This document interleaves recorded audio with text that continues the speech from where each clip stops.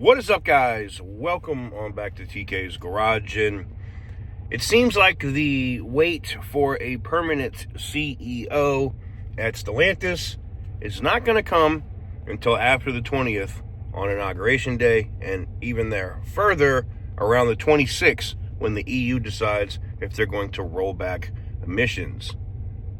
Let's talk about it.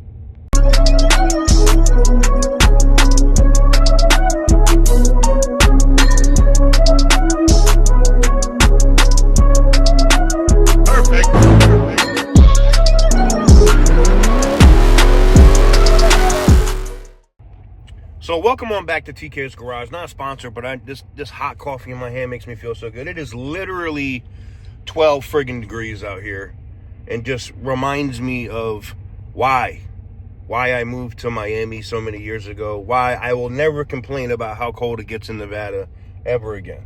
Ever. Just not going to do it. Because this, like 12 degrees and then it's blowing like 30 miles an hour, man, y'all can have that, man. Couldn't pay me to live here.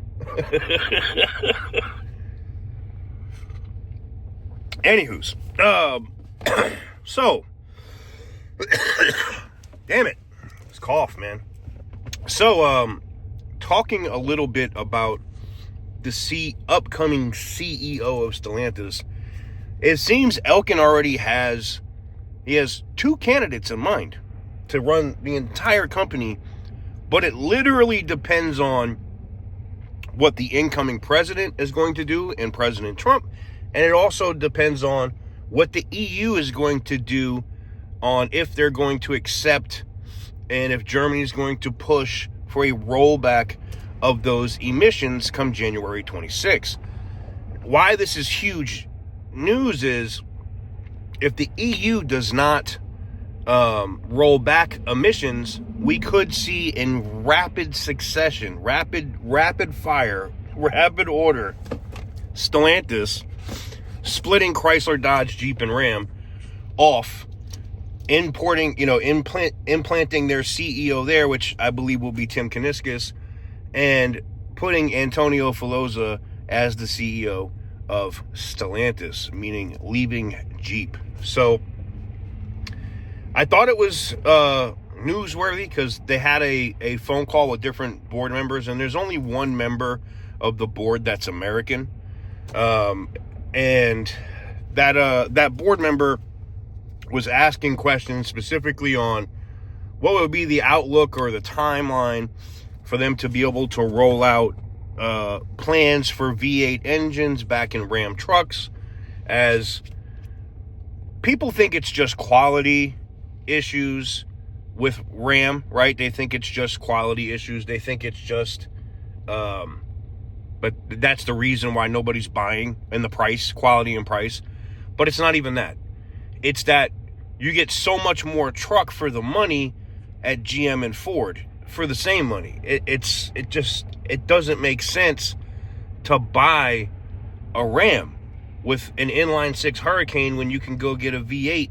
And in some cases, like we're already seeing, somebody sent this to me yesterday, for the price of a decently optioned 1500 inline six Hurricane Ram, you can get a Duramax 2500 Silverado.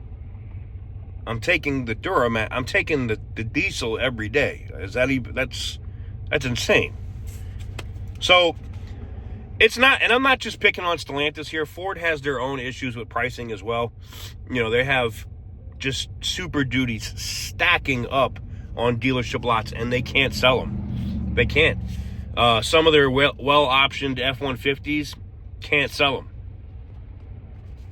So it's an absolute disaster. But I leave the question to you.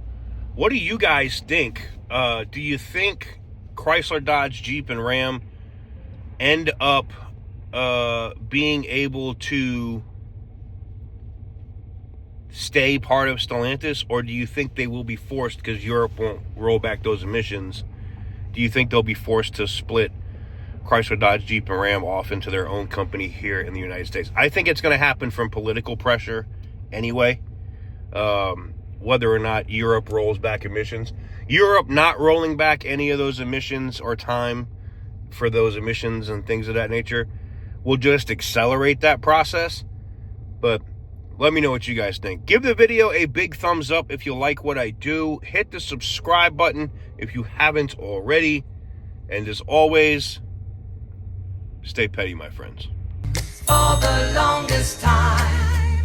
Whoa. For the longest time. Yo, Percocet, Miley Percocet, Percocet.